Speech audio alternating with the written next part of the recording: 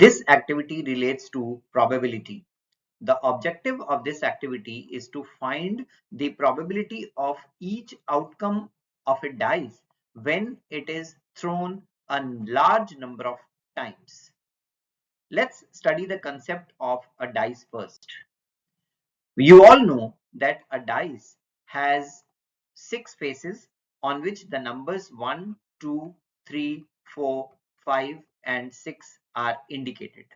We use it in many games, and we use it because the probability of getting any one of these 6 numbers is constant. That means every number has equal probability of coming up.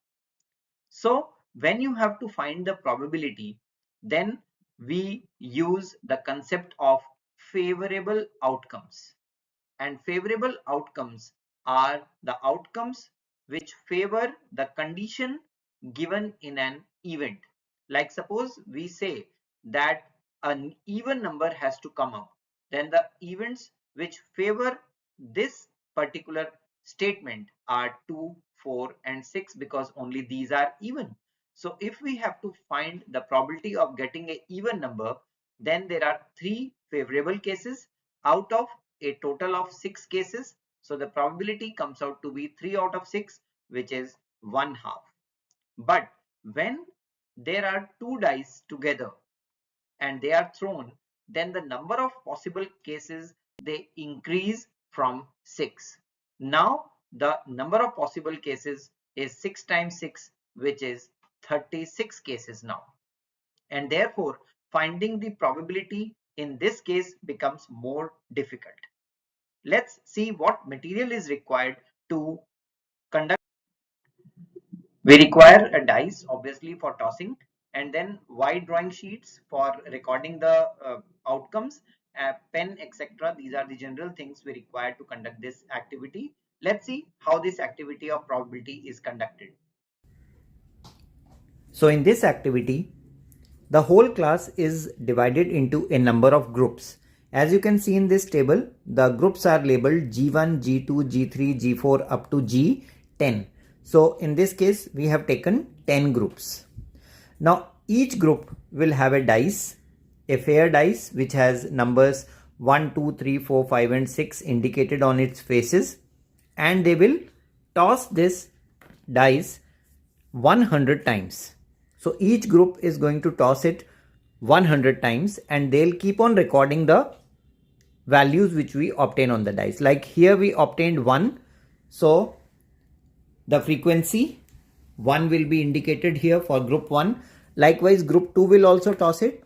If they get a 5, so for group 2, 5 will have 1 tally. And likewise every group will throw this dice 100 times. So you will have a big frequency table formed here.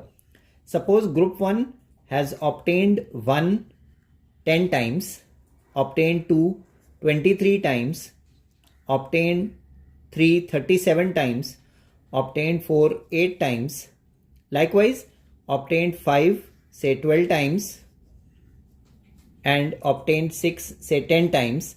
All these frequencies will add up to 100 because they have tossed it 100 times.